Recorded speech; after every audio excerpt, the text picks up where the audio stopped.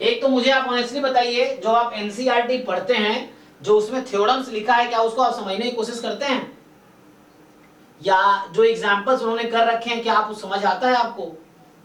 हाँ सर। मुझे तो नहीं लगता आपको समझ आता है एग्जांपल, या आप ट्राई करते हैं समझने का। बताओ मुझे कौन सा क्वेश्चन से स्टार्ट करो, आप बताओ। सर क्वेश्चन 32 में जो cos x स्क्वायर है सर, इसको सर कैसे करोगे सर? 32 तो 31 है वो। हाँ वो तो 31 है, नहीं 32 में सर cos x स्क्वायर भी 31 भी नहीं हो रहा, तो सर cos x स्क्वायर कैसे करोगे? करना ही नहीं है तो मुझे समझ नहीं आपका दिमाग कब खुलेगा, कुछ नहीं करना है इसमें। अभी आप पीछे एग्जांपल, आप जरा लास्ट एग्जांपल देखो इस एक्सरसाइज का, क्या एग्जांपल है लास्ट एग्जांपल इस बुक में, क्या है लास्ट एग्जांपल? क्या वहां cos sin x स्क्वायर नहीं कर रखा है?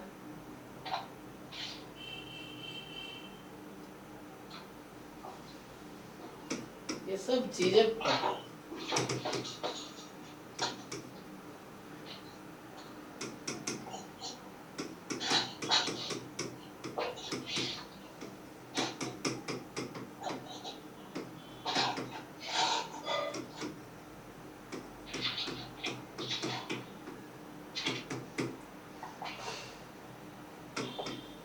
ये आपने पढ़ा है कंपोजिशन के बारे में? थ्योरम क्या जानते हो आप?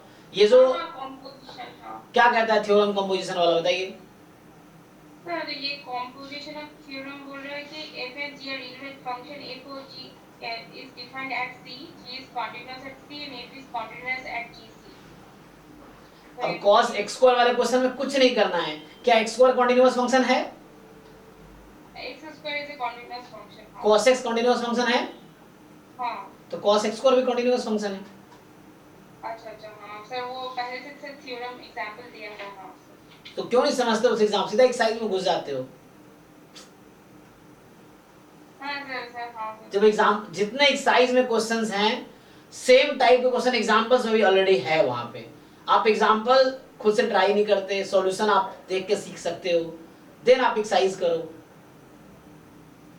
मैं कितने बार क्लास में रिपीट करता हूँ, एक एक लाइन पढ़ो, समझने की कोशिश करो, एग्जाम्पल सॉल्व करो, देन एक्सरसाइज करो, आप सीधा एक्सरसाइज शुरू हो जाते हो।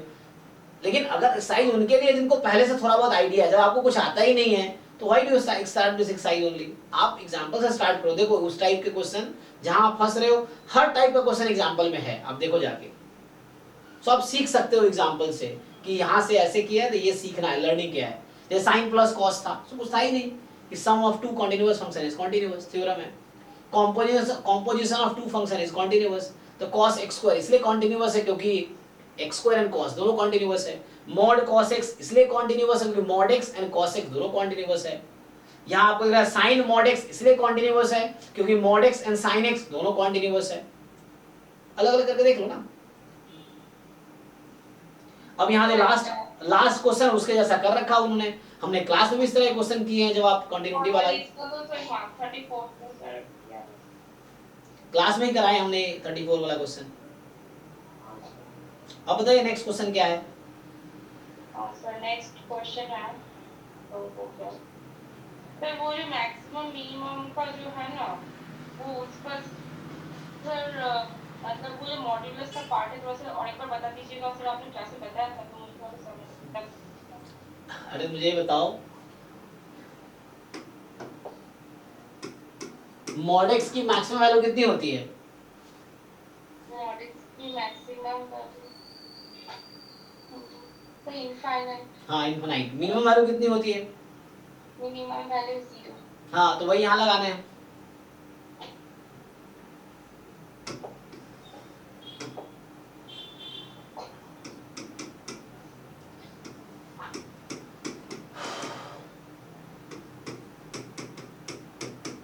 इसे क्या करना है, इसे क्या करना है, इसमें मैक्सिमम मिनिमम निकालना है। तो मॉड x प्लस 2 की this is more than equal to 0, so mod x plus 2 minus 1 more than equal to minus 1, तो ये आपका फंक्शन है। So this function is always more than equal to minus 1, तो minimum value minus 1 होगी। Mod x की minimum value कितनी होती है? मॉडुलस x की मिनिमम वैल्यू हाँ 0 होती है। हाँ 0 होगी, तो ये 0 और -1 तो -1, तो इस फंक्शन की मिनिमम वैल्यू -1 है और मैक्सिमम वैल्यू इन्फिनिटी हो जाएगी क्योंकि इसकी मैक्सिमम वैल्यू इन्फिनिटी है मॉड x की, तो मैक्सिमम वैल्यू इन्फिनिटी हो गई। भाई इतनी इजीली कर, मतलब वो डेरिवेटिव करके वो सब नहीं करना। कोई जरूरत नहीं है, जहां पे काम है इजीली 10 सेकंड में क्यों लगाएंगे हर जगह हम डेरिवेटिव, वो तो हमें यही तो सीखना है। यही तो मैं आपको हर बार सिखाने की कोशिश करता हूँ कि क्वेश्चन पढ़ के सोचो कि क्या क्या तरीके हो सकते हैं। अब डेरिवेटिव से भी होगा, ये क्यों डेरिवेटिव लगाएंगे हम जब हम यूं ही 10 सेकंड में बता सकते हैं, क्यों 10 मिनट लगाएंगे हम क्वेश्चन में। अच्छा तो एक्सरसाइज 3.3 में सर वो जो क्वेश्चन है सर, मतलब क्वेश्चन पहले तो आप सबसे पहले मैं आपको कहूंगा एग्जांपल्स करो, जितने एक्सरसाइज में क्वेश्चंस हैं सबके बेस पे एग्जांपल्स हैं, आप जाके देखो कौन से क्वेश्चन में डाउट, एग्जांपल जाके देखो। सर क्वेश्चन 1 का सर एग्जांपल नहीं है सर। पहला क्वेश्चन देखो, पहला एग्जांपल क्या है, what is the first example, बताओ मुझे। इस एक्सरसाइज का पहला एग्जांपल, इस एक्सरसाइज के पहले 3.3 से पहले पहला एग्जांपल जो है, मतलब 3.2 खत्म होता है ना, तो उस 3.2 एक्सरसाइज के बाद का पहला एग्जांपल कौन सा है।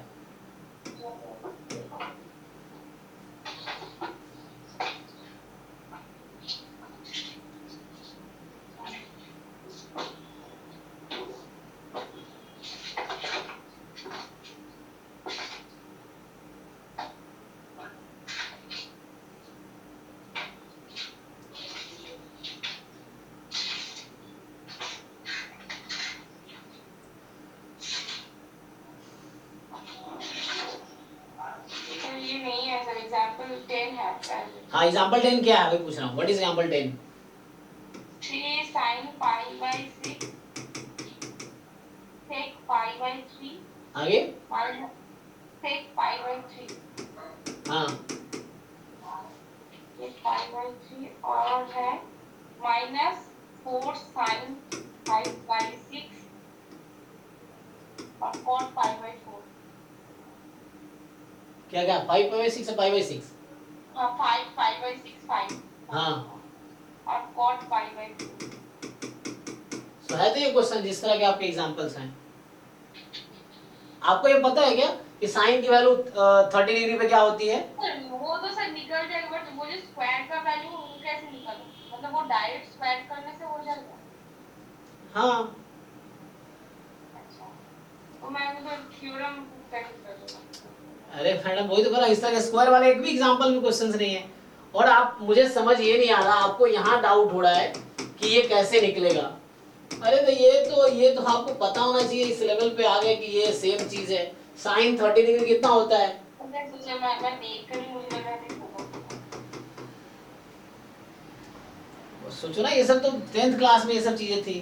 एग्जैक्टली अब मैं आपको रिकमेंड करूंगा 10th क्लास का मैथ करो, इससे पहले ये चीजें नहीं सर वो 5 कर लो, तो मत कर लो, तो देख के मुझे लग रहा है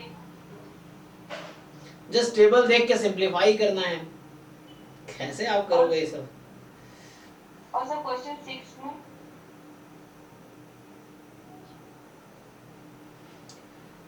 6 में आपको cos x plus y का फॉर्मूला पता है क्या होता है। अच्छा cos x plus y, हाँ cos x plus cos x into cos y, cos a plus b का फॉर्मूला बताओ।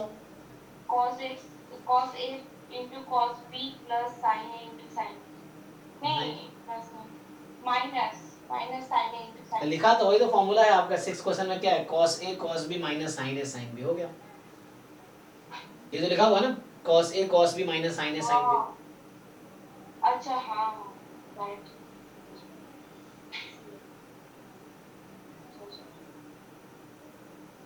और 10th वाला 10th अब ये फॉर्मूला चाहिए। अरे सारे फॉर्मूला जब आप क्वेश्चन कर रहे हो तो why don't you look at formula, कौन सा फॉर्मूला लगा सकते हैं। तो डायरेक्ट फॉर्मूला से पूछूंगा तो मुझे भी पता है। चलिए मुझे ना, मतलब मुझे बड़ा थोड़ी ये सब 11 12 पढ़ाने के लिए मैं थोड़ी करे, तो बेसिक डाउट जब 11 12 आप क्यों नहीं खुद से सीखने की कोशिश करते। इतने सारे YouTube पे वीडियोस अवेलेबल है, आप वो भी देख सकते हैं। ये सब बताओ, ये सब 11th क्लास की चीजें आपको नहीं आ रही है, मतलब ये क्या है फॉर्मूला बताइए इसका,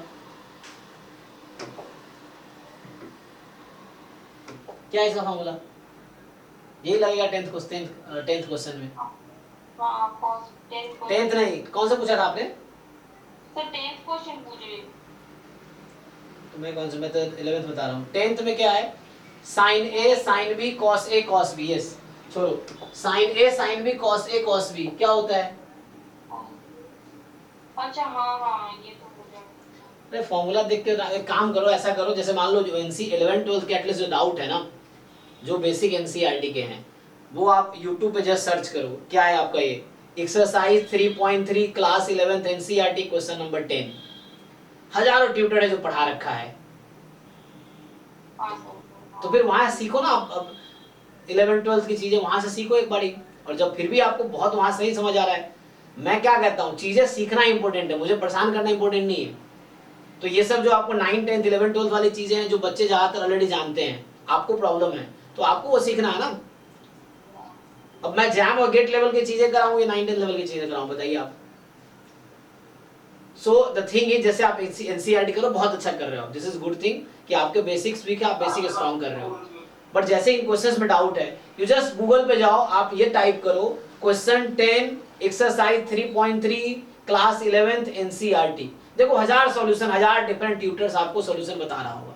अभी एक्सपेरिमेंट करके देख लो, मैं लाइव हूँ, आप चेक कर सकते हो। आप जस्ट टाइप करो। So why you try to learn. आपको क्या है कि मतलब सीखना नहीं है, बस परेशान करना है या जस्ट बताना है कि मैं कर रहा हूँ। ये सब चीजें बेसिक्स है। 9 10 11 12 वाली चीजें आप फंस रहे हो फॉर्मूले में। अब ट्रिग्नोमेट्री का फॉर्मूला मैं तो लिखा दिया जब पढ़ाई ट्रिग्नोमेट्री, अभी कितना इस पे एप्लीकेशन कराएंगे, 11 12 में कर चुके हैं आप। हाँ सर।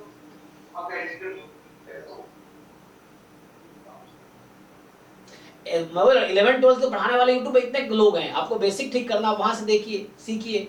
फिर उसमें बहुत सारी चीजें जो आपको नहीं बहुत क्लियर है वो आप पूछिए, तो मुझे लगेगा जब आप अच्छे क्वेश्चन जब पूछते हैं तो मुझे ठीक लगता है कि हाँ आप अच्छा ट्राई कर रहे हैं। अब ये सब चीजें जो 9 10 11 12 लेवल की चीजें फॉर्मूला बेस्ड स्ट्रेट फॉरवर्ड है, तो मुझे लगता है कि फिर आपका लेवल कम है।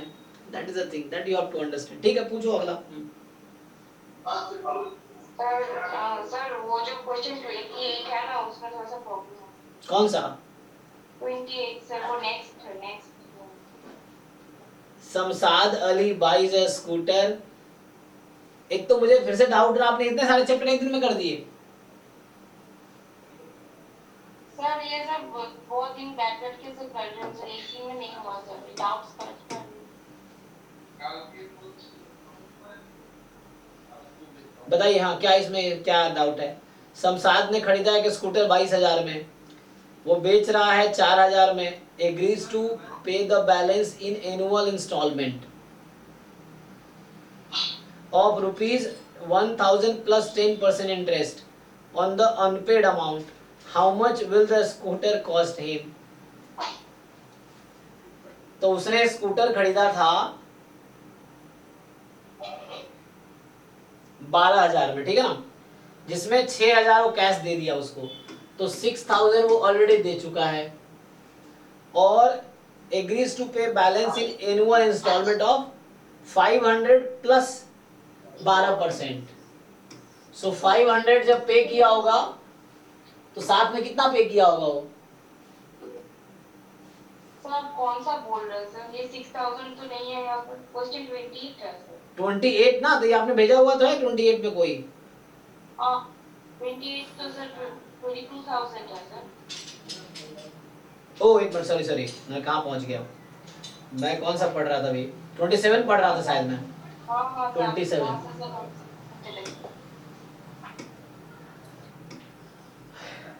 इसलिए स्क्रीनशॉट लेके भेजना चाहिए, जो क्वेश्चन है पूरा पेज भेज देते हो। अब पेज में कहाँ देखेगा, जस्ट जो डाउट है उसका स्क्रीनशॉट लेके भेजो। अच्छा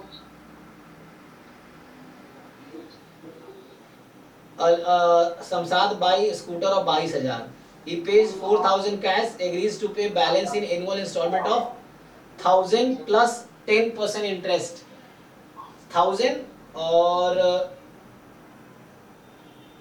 on the unpaid amount, how much will scooter cost him? So पहले महीने वो कितना पे करेगा? सर, पहले तो सर वो 22,000 4,000 पे कर चुका है वो। हाँ, फिर उसके बाद सर फिर नेक्स्ट टाइम वो 1,000 प्लस 4,000 इंटू 10% इंटरेस्ट होगा। नहीं नहीं, 1,000 देगा और साथ में 10% interest upon payment. 1000 कितने महीने तक देगा? 22,000 है ना, तो 22,000 में 4,000 दे दिया तो कितने हजार बच गए उसके? 22,000 तो 22 22,000 में 4,000 दे दिया, कितना थाउजेंड बचा? 4,000 18,000. हाँ, तो 18 पहले महीने वो 1000 देगा प्लस 10% ऑफ कितना, रिमेनिंग अमाउंट कितना बच गया उसका? 10% ऑफ सर वो 18,000 मतलब 8. नहीं, एक मिनट,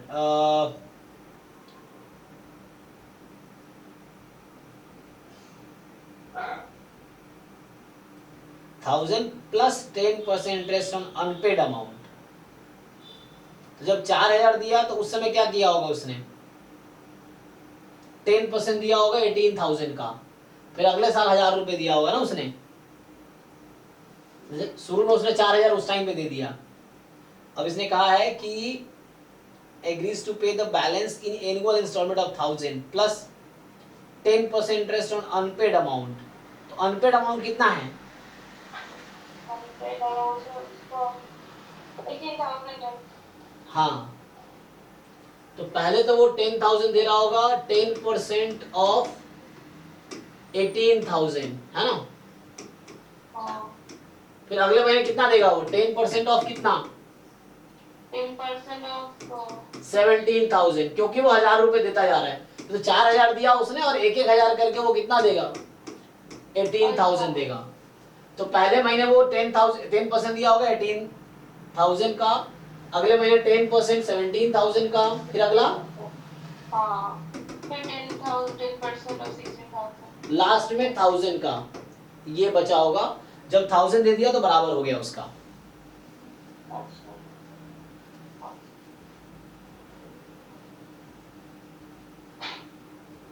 हाँ सर, ये सीरीज में आ चुका है। तो इसको करो सॉल्व। हाँ सर, कर लूंगी सर। देखिए, बाकी सारे लेकिन ये सब करने की जरूरत नहीं। देखो, आपको जैम गेट से वर्ड प्रॉब्लम ये वाला हेल्प नहीं करेगा। मैं जो 11 12 पढ़ा रहा हूँ, मेरा पर्पस ये आपको बताना है कि कॉन्सेप्ट सीखो। ये जो क्वेश्चंस है ये सब हमें कहीं हेल्प नहीं करेगा। ये जो वर्ड प्रॉब्लम जो एंड वाला है, सीरीज वाला, ये कहीं हेल्प नहीं करेगा। हमें हेल्प करेगा जो कॉन्सेप्ट्स हैं। जैसे कॉन्सेप्ट ये है, जैसे इसमें 26 वाला तो कॉन्सेप्ट है सर वो। जी जी, तो इस तरह के क्वेश्चंस है। तो ये सब जो अरे सिंपल, आप क्यों एक्सरसाइज के चक्कर में पड़े हो? आप पहले फॉर्मूला देख लो इसमें क्या क्या है इस चैप्टर में। अब आपने ये चैप्टर पढ़ लिया, चलिए मैं आपको टेस्ट करता हूँ। टेस्ट कुछ नहीं करता, मान लो जैसे a plus D, a plus 2d, ये किसके टर्म्स हैं? क्या नाम है इसका? सर ये सर क्या बोलते हैं इसको, जियोमेट्रिक और नहीं, जियोमेट्रिक नहीं, ये हार्मोनिक और इसका हार्मोनिक नहीं, जियोमेट्रिक। इसका नाम क्या है? ये कौन सा सीक्वेंस है? ये कौन सा सीक्वेंस है? सर वो तो जियोमेट्रिक सीक्वेंस है, ये मतलब सेकंड नहीं, उसके नीचे। हाँ, और वो सर वो अरिथमेटिक प्रोग्रेशन है सर। तो इसका सम ऑफ n टर्म का फॉर्मूला क्या होता है इसका? सम ऑफ n टर्म्स का formula a plus n d sum of n terms. a plus, हाँ, सम ऑफ n टर्म्स होता है n/2 into a plus l, और n होगा n-1d। सो ये सब सीखना एक्चुअली है। और जब ये सब सीख लो आप, तो एग्जांपल्स खुद से सॉल्व करो। उसके बाद एग्जांपल्स के सॉल्यूशन देखो, जो उसमें कर रखा है उसके सॉल्यूशन देखो, वहां सीखो। एक्सरसाइज करना बहुत जरूरी नहीं है, जरूरी है फॉर्मूला याद होना। इसका बताइए एसएन क्या होता है, सम ऑफ n टर्म्स क्या होता है?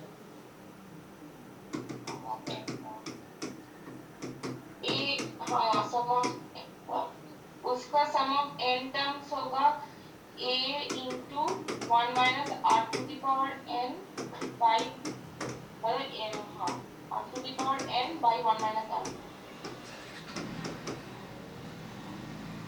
तो ये सब समझना इंपॉर्टेंट है आपको। कि ये सब फॉर्मूले आपको ठीक से याद हो, समझ आए, और खुद से क्वेश्चन करोगे तो प्रैक्टिस।